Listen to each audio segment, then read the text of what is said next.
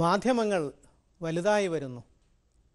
അവ ചെറിയ മനുഷ്യരെ കാണാതെ പോകുന്നു. വലിയ മാധ്യമങ്ങൾ കാണാത്ത ഇരകളെപ്പറ്റി, ഇറോം ശർമിളമാരെപ്പറ്റി, ക്യാമറയിൽപ്പെടാത്ത മലാലമാരെപ്പറ്റി.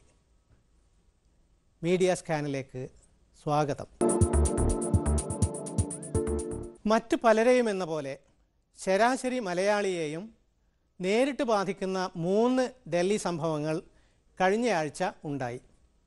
ഫെബ്രുവരി 17 റെയിൽവേ ബജറ്റ് അവതരണം റെയിൽവേ മന്ത്രി Pavankumar Bansal. And not adding any new level crossing henceforth. 2. Continued thrust on improved signalling for not only ensuring much better safety for train operations but also enhancing the track capacity. 28 കേന്ദ്ര budget അവതരണം കേന്ദ്ര ധനമന്ത്രി P Chidambaram. That their concerns are my concerns too.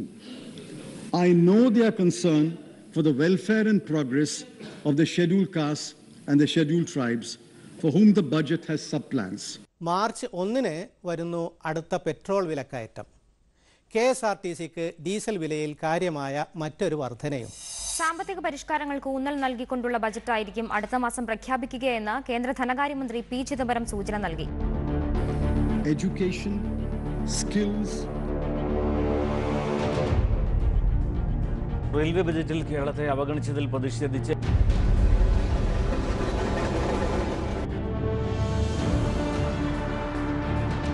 വിലവർധനയുടെ കാര്യത്തിൽ ഒരു തീരുമാനമെടുക്കാൻ കഴിയും. 3 പറ്റിയും ചാനലുകാർക്ക് തുടക്കം മുതൽ ഏറെയൊന്നും നല്ലത് പറയാനുണ്ടായിരുന്നില്ല. കേന്ദ്ര ബജറ്റിലാണ് താരതമ്യേന കുറഞ്ഞ എതിർപ്പുണ്ടായത്. पॉलिटिकल बजट क्या इट इज पॉलिटिकल ये केवल राजनीतिक बजट है और चुनाव को ध्यान में കേരളത്തിന് കനത്ത ആഘാതമാണ് റെയിൽവേ ബജറ്റും ഇന്ധന വിലക്കയറ്റവും സൃഷ്ടിച്ചത്. റെയിൽവേ ബജറ്റ് കേരളത്തിന്റെ പ്രതീക്ഷകൾ കെടുത്തിക്കളഞ്ഞു. യാത്രാ നിരക്ക് വർദ്ധിപ്പിച്ചില്ലെങ്കിലും അനുബന്ധ ചാർജുകളിലെ വർധന ഭാരമാകും. നിരക്ക് കൂട്ടാതെ കൂട്ടി എന്നർത്ഥം. യാത്രാ നിരക്ക് വർദ്ധിപ്പിക്കാത്തത് പ്രത്യേകമായി എടുത്തു പറയാൻ ചില പത്രങ്ങൾ ശ്രദ്ധിച്ചു. പക്ഷേ കേരളത്തിന് അനുവദിച്ച വണ്ടികളും പദ്ധതികളും നന്നേ ചുരുങ്ങി. ഇതായിരുന്നു മിക്ക പത്രങ്ങളുടെയും പ്രധാന തലക്കെട്ട്. ഒപ്പം കാർട്ടൂണുകളും.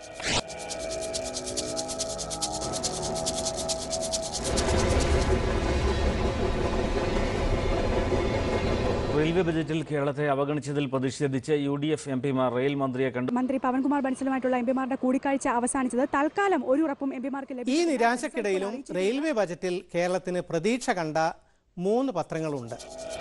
ദീപിക, മനോരമ, വീക്ഷണം. മനോരമയിൽ 1-ാം തരം കാർട്ടൂൺ കൊച്ച് വേളിക്കുണ്ടോ? അതുപോലും ബജറ്റിൻ്റെ പോരായ്മയിൽ നിന്ന് ശ്രദ്ധ മാറ്റുന്നതായി. റെയിൽവേ ബജറ്റിനോട് മലയാളിക്കും മനോരമയ്ക്കും ഒരേ മനസ്സല്ല കണ്ടത്.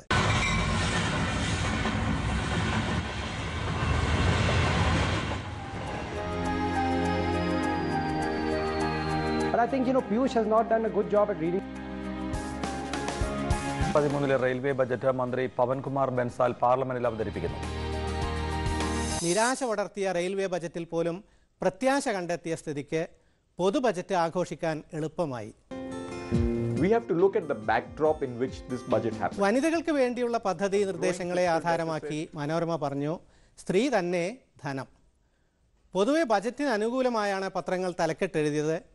ഒരു കണ്ണ് തിരഞ്ഞെടുപ്പിലും കൂടി ഉണ്ട് എന്നവർ പറഞ്ഞു വെച്ചു. എന്നാൽ ദേശാഭിമാനിക്ക് അത് ധനികൻ്റെ ബജറ്റ് മാത്രമാണ്. പവൻകുമാർ ബൻസലിനെ ശകാരം കൊണ്ട് മൂടിയ പത്രങ്ങൾ വരെ ചിദംബരത്തെ ആവേശത്തോടെ അല്ലെങ്കിൽ സഹതാപത്തോടെ തലോടി. സർക്കാരിനെ വിമർശിക്കേണ്ടി വന്നാൽ തന്നെ എത്രയും വേഗം പ്രശംസ കൊണ്ട് പരിഹാരം ചെയ്യാനുള്ള തിടുക്കം മാധ്യമങ്ങൾക്ക് ഉണ്ടെന്ന് തോന്നി. ഈ തോന്നൽ ഉറപ്പിക്കുന്നതായി മാർച്ച് 2 2 വാർത്തകളോട് ചില പത്രങ്ങൾ സ്വീകരിച്ച സമീപനം. ആ 2 വാർത്തകൾ, ഒന്ന് പെട്രോൾ വിലയും KSRTCക്കുള്ള ഡീസലിൻ്റെ വിലയും കൂട്ടി എന്നത്. 2 റെയിൽവേ ബജറ്റിലെ കുറവുകൾ പരിഹരിക്കുന്ന കാര്യം പരിഗണിക്കാമെന്ന് കേരള എംപിമാരോട് പ്രധാനമന്ത്രി പറഞ്ഞത്. വാർത്താമൂല്യത്തിൻ്റെ ഏത് അളവുകോലെടുത്താലും ആദ്യത്തേതിൻ്റെ അത്ര വരില്ല രണ്ടാമത്തേത്.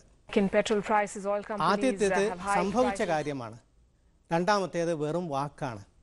ആദ്യത്തേത് പ്രാബല്യത്തിൽ വന്നത്, മറ്റേത് വിദൂര സാധ്യത.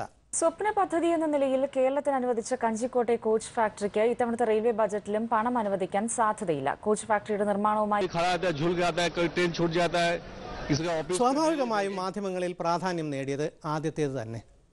പക്ഷേ കോൺഗ്രസ് മുഖപത്രമായ വീക്ഷണത്തോടൊപ്പം മനോരമയും സർക്കാരിൻ്റെ പബ്ലിക് റിലേഷൻസ് പണി ഏറ്റെടുക്കുന്നു. കേരളത്തിൻ്റെ പരാതികൾ പരിഹരിക്കും പ്രധാനമന്ത്രി എന്ന് വീക്ഷണം, ഇടക്കാല ആശ്വാസമായി പ്രധാനമന്ത്രിയുടെ ഉറപ്പ് എന്ന് മനോരമ. ഇന്ധന വിലയേറ്റം രണ്ടിലും കൊച്ചു വിശേഷങ്ങൾ മാത്രമാണ്. സർക്കാരിനെ മുഷിപ്പിക്കാതെ നോക്കുന്ന ഈ രീതി പെട്ടെന്ന് തന്നെ മറ്റു പലരിലേക്കും കൂടെ പടർന്നു. മുഖ്യമന്ത്രിയും സഹമന്ത്രിമാരും ഡൽഹിക്ക് പോകുന്നു. പ്രധാനമായും കേരളം അറിയിക്കുകയാണ് ചെയ്തത്. പ്രത്യേകം ഒരു റെയിൽവേ സോൺ വേണം, ഒപ്പം തന്നെ പാത ഇരട്ടിപ്പിക്കലിന് വിവിധ മന്ത്രിമാരെ കണ്ട് വാഗ്ദാനങ്ങൾ നേടുന്നു. പ്രധാനമന്ത്രിയെ കാണാൻ മുഖ്യമന്ത്രിക്ക് കഴിയാതെ പോകുന്നു. കൈ നിറയെ ഉറപ്പുകളുമായി പോയ വഴിയെ മന്ത്രിസംഘം തിരിച്ചെത്തുന്നു. ആ 2 ദിവസം പല പത്രങ്ങളും കണ്ടാൽ തോന്നുക കേരളത്തിന് കാര്യമായ എന്തൊക്കെയോ കിട്ടി എന്നാണ്. KSRTC പ്രതിസന്ധിക്ക് കേരളം ആവശ്യപ്പെട്ട പരിഹാരം കേന്ദ്രം നിരസിക്കുന്നു. ഡീസലിന് പകരം പ്രകൃതിവാതകത്തിലേക്ക് മാറണം എന്ന നിർദ്ദേശം വയ്ക്കുന്നു. അതിനുവേണ്ടി 100 കോടി രൂപ തരുമെന്ന് പറയുന്നു. ഇതിന് ബസ്സുകളിൽ സൗകര്യം ഏർപ്പെടുത്താൻ തന്നെ 6 ഇരട്ടി ചെലവും 2 കൊല്ലം കാലതാമസവും വരും. CNG വിതരണ ശൃംഖല ഉണ്ടാക്കാൻ വേറെ ചെലവ്. കുറച്ച് വർഷം കഴിഞ്ഞാൽ ഉണ്ടായേക്കാവുന്ന ഗുണത്തെയാണ് KSRTCയുടെ അത്യാസന്ന നിലക്ക് പരിഹാരമായി എന്ന മട്ടിൽ അവതരിപ്പിക്കുന്നത്. ജനതാൽപര്യത്തിന് അനുഗുണമല്ലെങ്കിലും സർക്കാരിനെ പറ്റി നല്ലത് മാത്രം പറയുക എന്നതാകുമോ വികസന ജേർണലിസത്തിൻ്റെ അർത്ഥം?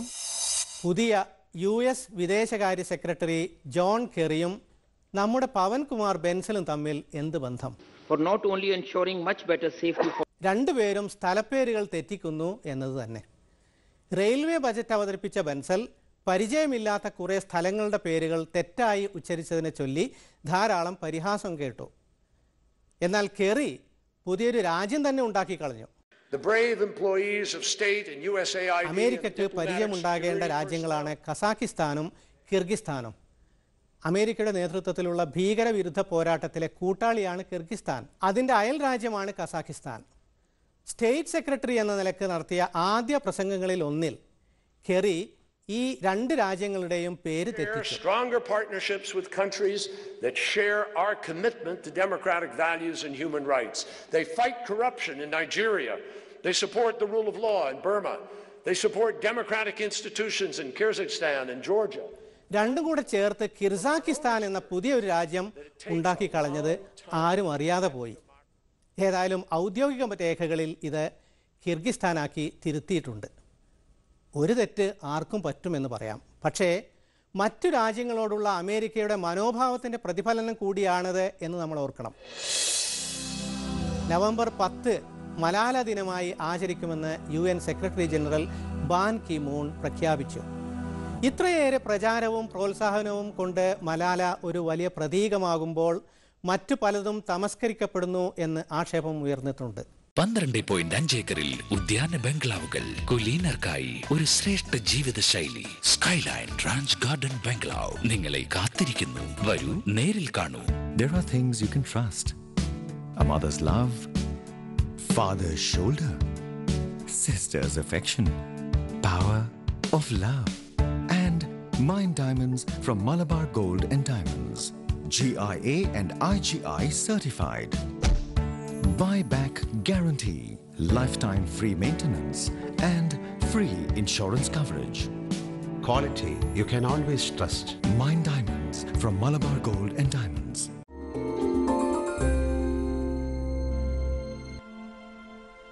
ലാസ്റ്റ് പേജ് എൻ്റെ ഉമ്മാക്കളാണ്. എൻ്റെ ഉമ്മ ആകെ പഠിച്ചിരിക്കുന്ന സ്വന്തം പേര് ആമിനു എന്ന് എഴുതാനാണ്. ഈ ആമിനു എഴുതുക, ആ എഴുതിയിട്ട് വള്ളിയിടും, എന്നിട്ട് മാനാന്ന് എഴുതുക. ഈ പേജിൽ എൻ്റെ ഉമ്മ ആമിനു എന്ന് എഴുതി വെച്ചിരിക്കുക. അതിൻ്റെ അർത്ഥം എൻ്റെ മോനെ സുഖമില്ലടാ, എൻ്റെ മോനെ ഒരു അസുഖമില്ലാണ്ട് പടച്ചോൻ കാക്കട്ട എന്നൊക്കെയാണെന്ന് ഞാൻ അതൊന്ന് വായിക്കുകയാണ്.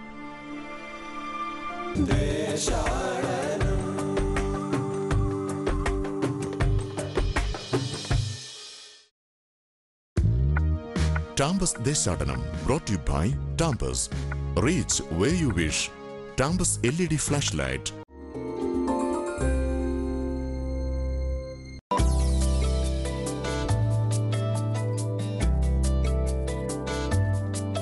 അധികാരത്തിൽ കയറിയപ്പോൾ പിന്നെ ഗണേശ് കുമാർ ഇറങ്ങി പോവുമോ, അല്ലെങ്കിൽ വേറെ ഏതെങ്കിലും മന്ത്രി ഇറങ്ങി പോവുമോ?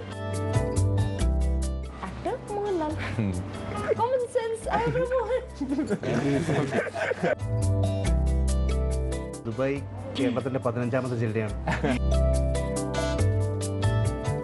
നാടൊക്കെ ഭയങ്കര ഇഷ്ടമാണ്, പക്ഷെ അവർക്ക് ഇഷ്ടപ്പെടാത്ത ഒരു കാര്യം റോഡ് മാത്രമേ ഉള്ളൂ. ടീ ടോക്ക് അറബി മണ്ണിൽ മലയാളത്തിന്റെ തായ്വരികൾ തേടുന്നു 2ാം ഭാഗം. Tuesday UAE time 8:30 and Indian time 10 PM.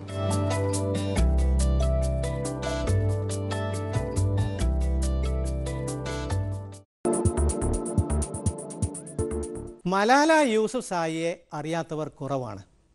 അത്രയേറെ പ്രശസ്തി നേടിയിട്ടുണ്ട് ഈ ധീര ബാലിക. To avoid suspicion, Malala goes to school alone.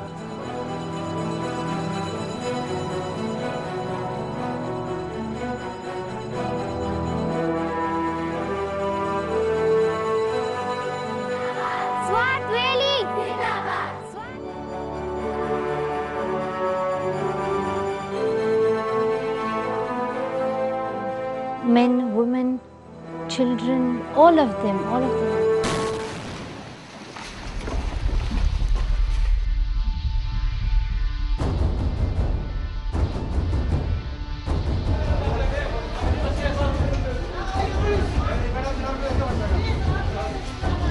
പാകിസ്ഥാനിലെ സ്വാത്ത് പ്രവിശ്യയിൽ വിദ്യാഭ്യാസ പ്രവർത്തനം നടത്തുന്ന ഈ 15-കാരി കഴിഞ്ഞ വർഷം താലിബാൻ ആക്രമണത്തിന് ഇരയായി. അമേരിക്കയിൽ ചികിത്സ കഴിഞ്ഞ മലാല ഇപ്പോൾ നൊബേൽ സമാധാന പുരസ്കാരത്തിന് നിർദ്ദേശിക്കപ്പെട്ട പ്രായം കുറഞ്ഞ ആളായിരിക്കുന്നു. മുമ്പ് മലാല BBC-ക്ക് വേണ്ടി ബ്ലോഗ് എഴുതി. 2010-ൽ ന്യൂയോർക്ക് ടൈംസ് മലാലയുടെ ജീവിതത്തെപ്പറ്റി ഡോക്യുമെന്ററി ചെയ്തു.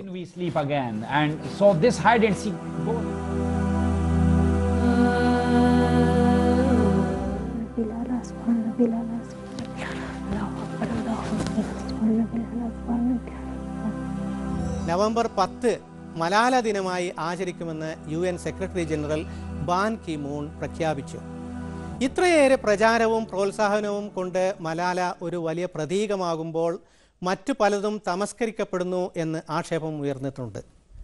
US ബ്രിട്ടീഷ് അധിനിവേശങ്ങളിൽ കൊല്ലപ്പെട്ട 10,000-കണക്കിന് ഇറാഖി അഫ്ഗാൻ കുഞ്ഞുങ്ങളെപ്പറ്റി നാം മാധ്യമങ്ങളിൽ കാണുന്നില്ല.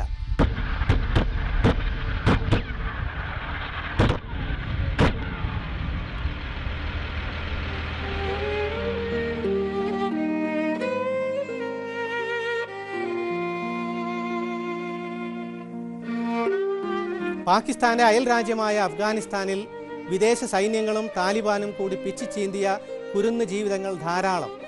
അവരെപ്പറ്റി കൂട്ടുകാർ പാടുന്നത് കേൾക്കുക.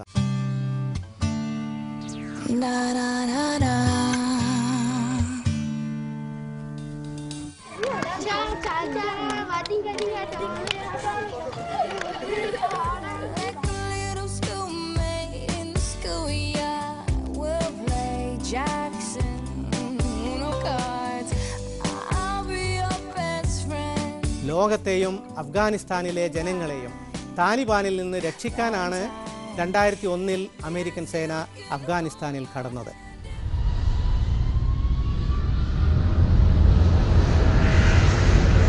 പതിനൊന്ന് വർഷം കഴിഞ്ഞപ്പോൾ 10,000-കണക്കിന് അഫ്ഗാൻ സിവിലിയന്മാർ കൊല്ലപ്പെട്ടിരിക്കുന്നു.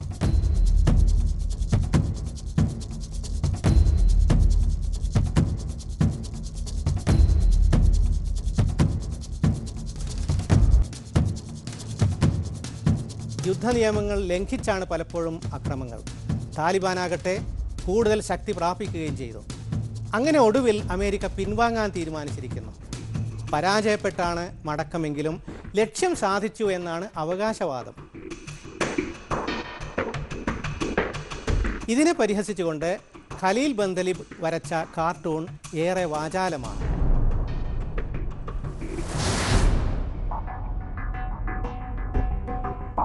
വാസ്തവത്തിൽ കാർട്ടൂണിലേക്കാൾ ദയനീയമാണ് അഫ്ഗാനിസ്ഥാനിലെ അവസ്ഥ. സ്ത്രീകൾക്കും കുട്ടികൾക്കും സുരക്ഷിതത്വമില്ല. കറുപ്പ് കൃഷി വ്യാപിച്ചു. അഫ്ഗാൻ യുദ്ധത്തിൻ്റെ തുടക്കത്തിൽ 6000 നാട്ടുകാരെ US സേന യുദ്ധ തടവുകാരായി പിടിച്ചിരുന്നു. എല്ലാവരെയും കൊന്നുകളഞ്ഞു. ഈ വാർത്ത പക്ഷേ മാധ്യമങ്ങളിൽ വന്നില്ല. വടക്കൻ സഖ്യം എന്നറിയപ്പെടുന്ന അധിനിവേശ സേന നടത്തിയ പല അതിക്രമങ്ങളും താലിബാന്റെ പേരിൽ കണക്ക് എഴുതിയതായി ഗോർഡൻ ഡഫ് എന്ന മാധ്യമപ്രവർത്തകൻ പിന്നീട് വെളിപ്പെടുത്തി. ഇക്കഴിഞ്ഞ മാസം പോലും US ബോംബിങ്ങിൽ 10 അഫ്ഗാൻകാർ കൊല്ലപ്പെട്ടു. അതിൽ 5 പേർ കുട്ടികളാണ്. അവർക്കാർക്കും മലാലയെപ്പോലെ തലക്കെട്ടുകളാകാൻ കഴിഞ്ഞിട്ടില്ല. കാരണം സാമ്രാജ്യത്വ ശക്തികൾ ഓർക്കാൻ ഇഷ്ടപ്പെടാത്തവരാണ് അവർ.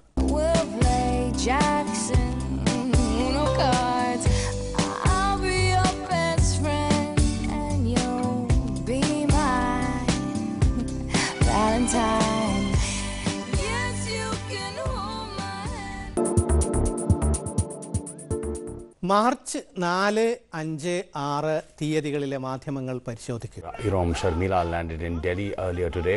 Sharmila will be appearing in a court hearing in connection with a fast that she undertook in Delhi, protesting against the controversial. Irom Sharmila ഡൽഹിയിലെ കോടതിയിൽ എത്തി. Sources say Irom Sharmila will demand a transfer of a case to Manipur. ഇന്ത്യയുടെ ഉരുക്ക് വനിത എന്ന പേരെടുത്ത ഈ മണിപ്പൂരിയുടെ തലസ്ഥാന യാത്രക്ക് അകമ്പടിയായി വേറെയും ചില സംഭവങ്ങൾ ഉണ്ടായി. Exclusively to News X, after refusing to plead guilty to the charges, they depend upon armies. I think government is so timid. AFSPA എടുത്തു കളയണമെന്ന് ജമ്മു കശ്മീർ മുഖ്യമന്ത്രി ഉമർ അബ്ദുള്ള ആവശ്യപ്പെട്ടു. There was severe acrimony between Umar Abdullah's government and the army over the contentious issue of the Armed Forces Special Powers Act. ഡൽഹിയിൽ കൂട്ടബലാത്സംഗത്തിനിരയായി കൊല്ലപ്പെട്ട പെൺകുട്ടിയെ UN വനിതാ ദിനത്തിൽ അനുസ്മരിച്ചു. America അവൾക്ക് ബഹുമതി പ്രഖ്യാപിച്ചു. എന്നാൽ ഛത്തീസ്ഗഡിൽ കൂട്ട മാനഭംഗത്തിനിരയായ സ്ത്രീകൾ കുറ്റവാളികളുടെ സമ്മർദ്ദം കൊണ്ടാവണം കോടതിയിൽ മൊഴിമാറ്റി. ബഹുരാഷ്ട്ര കമ്പനിയിൽ വെച്ച് മേലുദ്യോഗസ്ഥൻ മാനഭംഗപ്പെടുത്തിയതിന് എതിരെ നിയമപോരാട്ടം നടത്തുന്ന മഹാരാഷ്ട്രക്കാരിയുടെ സഹായാഭ്യർത്ഥന ദേശീയ വനിതാ കമ്മീഷൻ തള്ളി. ഡൽഹിയിൽ 7 വയസ്സുകാരി മാനഭംഗത്തിനിരയായി, കേരളത്തിൽ 3 വയസ്സുകാരിയും. 2012 കുട്ടികളെ പീഡിപ്പിച്ച 528 സംഭവങ്ങൾ ഇവിടെ രജിസ്റ്റർ ചെയ്തു. According to the National Crime Bureau, 1 woman gets raped every 20 minutes in India.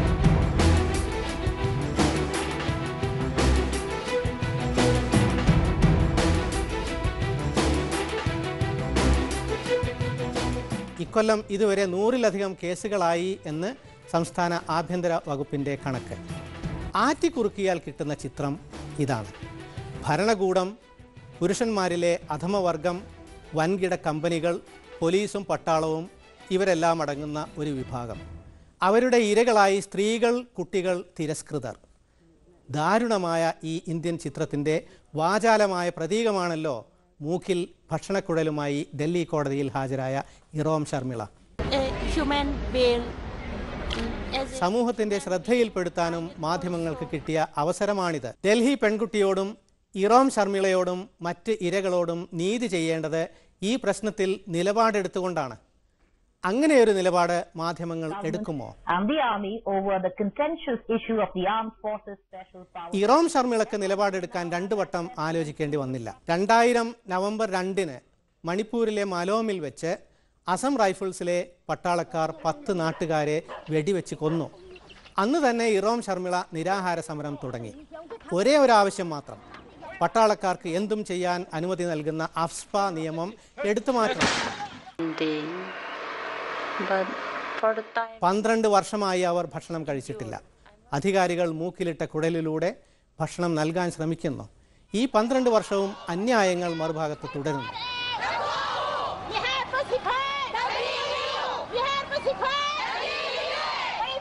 1991-ലായിരുന്നല്ലോ കശ്മീരിലെ കുനൻ പുഷ്പോര ഗ്രാമത്തിൽ 20 സ്ത്രീകളെ ഒരു രാത്രിയിൽ പട്ടാളക്കാർ മാനഭംഗപ്പെടുത്തിയത്.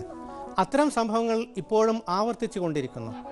2009 ഷോപ്പിയാനിൽ സ്ത്രീകളെ മാനഭംഗപ്പെടുത്തി കൊന്നു. ദളിതുകൾക്കും ആദിവാസികൾക്കുമെതിരെ അതിക്രമങ്ങൾ നടക്കുന്നു. ചിലതിന് മാവോവാദി വേട്ടയുടെ വിലാസവുമുണ്ട്. അങ്ങനെയാണ് 2011 ഒക്ടോബറിൽ സോണി സോഢിയെ അറസ്റ്റ് ചെയ്തത്. തടങ്കലിൽ വെച്ച് പീഡിപ്പിച്ചു, ഷോക്കേൽപ്പിച്ചു, അടിവയറ്റിലും മറ്റും കല്ലുകൾ അടിച്ചു കയറ്റി. ഇന്നും അവർ റായ്പൂർ ജയിലിലാണ്. അവരെ മർദ്ദിച്ച പോലീസുകാരനാകട്ടെ വിശിഷ്ട സേവനത്തിനുള്ള അവാർഡും ലഭിച്ചു. 2004 മണിപ്പൂരിൽ മനോരമ ദേവിയെ അസം റൈഫിൾസുകാർ കൂട്ടമാനഭംഗത്തിനിരയാക്കി. കഴിഞ്ഞ വർഷം ഒക്ടോബറിൽ ദസറ ആഘോഷങ്ങൾക്കിടയിൽ ഒഡീഷയിലെ കാണ്ഡമാളിൽ ഒരു പെൺകുട്ടി കൂട്ടമാനഭംഗത്തിനിരയായി മരിച്ചു.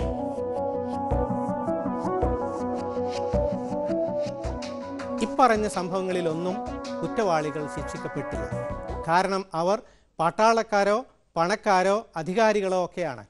അഫ്സ്പ അടക്കമുള്ള വിഷയങ്ങളെ വിചാരണക്കെടുക്കാൻ പറ്റിയ സന്ദർഭമായിരുന്നു ഇറോം ശർമിളയുടെ ഡൽഹി സന്ദർശനം. വസ്തുനിഷ്ഠമായ ചർച്ചകൾ മാധ്യമങ്ങളിലൂടെ ഇനിയെങ്കിലും വരുമായിരിക്കും. പ്രതീക്ഷിക്കുക. വലിയൊരു പരുന്ത് പറന്നു വന്ന് മൈതാനത്തിരുന്ന് കളിക്കുന്ന കുട്ടിയെ തട്ടിയെടുക്കുന്നു.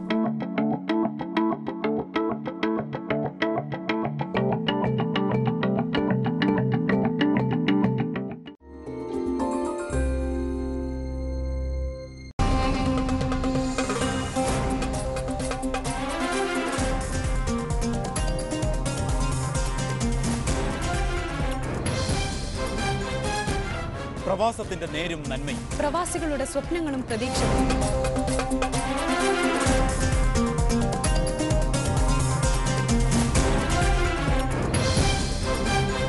ഗൾഫ് ലോകത്തെ വിശേഷങ്ങളുമായി മീഡിയ വണ്ണിൽ എല്ലാ ദിവസവും രാത്രി 11-ന് ന്യൂസ് 1 മിഡിൽ ഈസ്റ്റ്.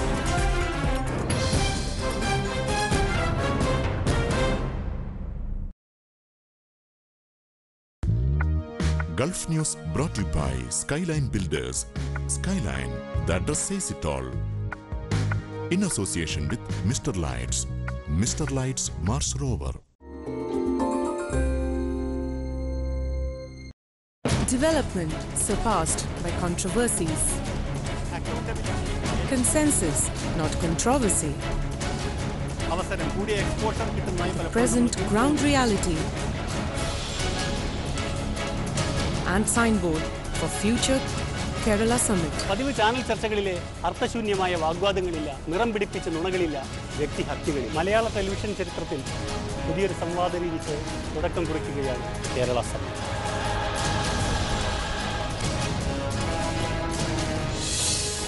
ശനി രാത്രി 10 മണിക്ക്. വലിയൊരു പരുന്ത് പറന്നു വന്ന് മൈതാനത്തിരുന്ന് കളിക്കുന്ന കുട്ടിയെ തട്ടിയെടുക്കുന്നു.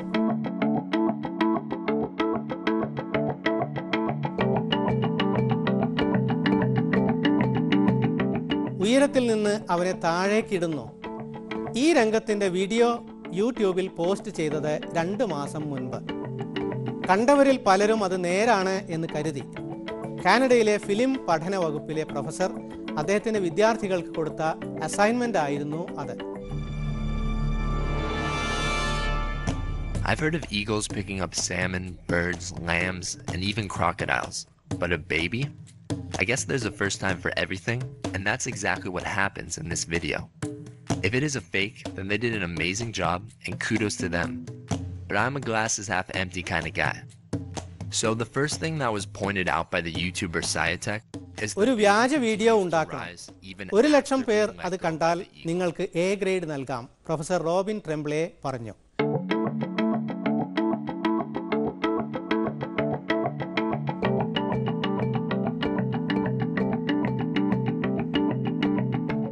അദ്ദേഹത്തെ അമ്പരപ്പിച്ചുകൊണ്ട് ഫെബ്രുവരിയോടെ 1,00,000 അല്ല 4.25 കോടി പേർ അത് കണ്ടു.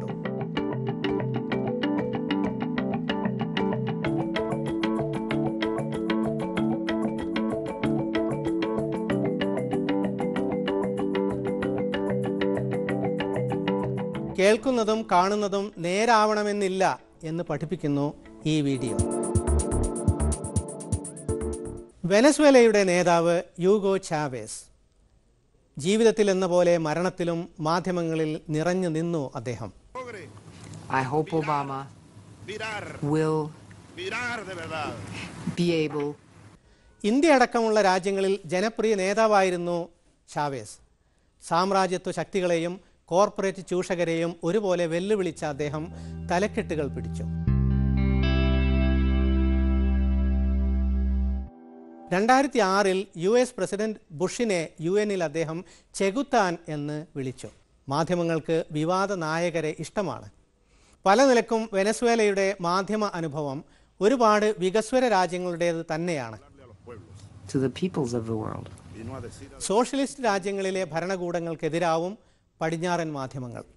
March 5 Associate Press reporter Pamela Samson എഴുതിയത് ഉദാഹരണം. വെനസ്വേലയുടെ എണ്ണ സമ്പത്ത് പൊതുമേഖലകളിൽ ചാവേസ് ചെലവിട്ടതിനെ വിമർശിക്കുന്നു അവർ. ഇത് പടിഞ്ഞാറൻ മാധ്യമങ്ങളുടെ പതിവ് ശൈലി. എണ്ണപ്പണം സ്വകാര്യവൽക്കരിക്കാത്തത് കുറ്റമാണത്രേ. പക്ഷേ വെനസ്വേലയിൽ ദാരിദ്ര്യം ഗണ്യമായി കുറഞ്ഞതായി കണക്കുകൾ പറയുന്നുണ്ട്.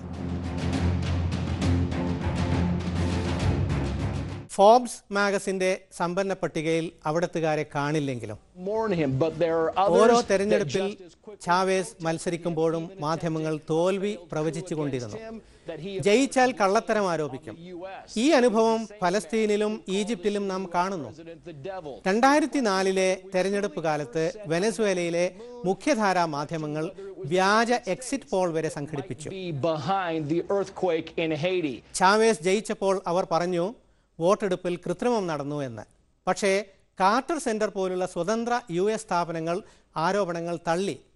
എന്നിട്ടും വാൾസ്ട്രീറ്റ് ജേർണൽ പോലുള്ളവ ചാവേസിനെ ആക്ഷേപിച്ചു. വെനസ്വേലയിലെ ABC, എൽ പൈസ് തുടങ്ങിയ പത്രങ്ങൾ അദ്ദേഹത്തെ വേട്ടയാടി. ന്യൂയോർക്ക് ടൈംസിൽ ഒരിക്കൽ ഒരു വെനസ്വേലക്കാരിയുടെ അഭിമുഖം ചേർത്തിരുന്നു. താൻ ചാവേസിന് വോട്ട് ചെയ്തത് തിരിച്ചടി ഭയന്നിട്ടാണ് എന്ന് പറഞ്ഞു അവർ. പക്ഷേ പിന്നീട് തെളിഞ്ഞത് അവർ പരസ്യമായി തന്നെ ചാവേസിനെ നാട്ടിൽ എതിർത്ത് വന്നവളാണ് എന്നായിരുന്നു. ന്യൂയോർക്ക് ടൈംസ് റിപ്പോർട്ടറായി കുറച്ചു കാലം വെനസ്വേലയിൽ ഉണ്ടായിരുന്ന ജുവാൻ ഫെറീറോ സത്യസന്ധമായ വാർത്തകൾ നൽകിപ്പോന്നതായിരുന്നു. ഒരൊറ്റ വർഷം കൊണ്ട് തന്നെ പത്രം അദ്ദേഹത്തെ ഒഴിവാക്കി. നാട്ടിലെ മാധ്യമങ്ങളുമായുള്ള ചാവേസിന്റെ ബന്ധം സുഖകരമായിരുന്നില്ല. 2002 തന്നെ അട്ടിമറിക്കാൻ കൂട്ടുനിന്ന RCTV ചാനലിൻ്റെ ലൈസൻസ് പുതുക്കാൻ അദ്ദേഹം വിസമ്മതിച്ചു. പ്രതിപക്ഷത്തിൻ്റെ ചാനലായ ഗ്ലോബോ വിഷനെതിരെയും നിരോധ ഭീഷണി ഉയർത്തി. പത്രങ്ങൾ അദ്ദേഹത്തോട് ചെയ്തതിൻ്റെ ചെറിയ ഭാഗമേ അദ്ദേഹം തിരിച്ചു ചെയ്തിട്ടുള്ളൂ എന്ന് സമ്മതിക്കണം. 2005 ഒരു പഠനത്തിൽ കണ്ടത് 25 US പത്രങ്ങളിൽ 95% ചാവേസ് വിരുദ്ധ ലേഖനങ്ങൾ പ്രസിദ്ധപ്പെടുത്തി എന്നാണ്. അതേസമയം നാട്ടിൽ അദ്ദേഹത്തിനുള്ള പിന്തുണ 70%. ചാവേസ് അല്ല, മാധ്യമങ്ങളാണ് യാഥാർത്ഥ്യത്തിൽ നിന്ന് അകന്നത് എന്നർത്ഥം. സാമ്രാജ്യത്വ വിരുദ്ധതയുടെ പര്യായമായിരിക്കുന്നു ചാവേസ്. ജോർജ് ബുഷിന് പിന്നാലെ UN പ്രസംഗിച്ച ചാവേസ് പറഞ്ഞു, ഇവിടെ ഇപ്പോഴും sulphur മണക്കുന്നു. I hope Obama will be able to look and see, genuinely see what has to be seen and bring about a change. ചാവേസിനെ ശരിയായി വിലയിരുത്താൻ ഇനിയെങ്കിലും പാശ്ചാത്യ മാധ്യമങ്ങൾക്കാവുമോ? മീഡിയ സ്കാൻ ഈ ലക്കം ഇവിടെ പൂർത്തിയാകുന്നു. കൂടുതൽ വിശേഷങ്ങളുമായി അടുത്തയാഴ്ച വീണ്ടും.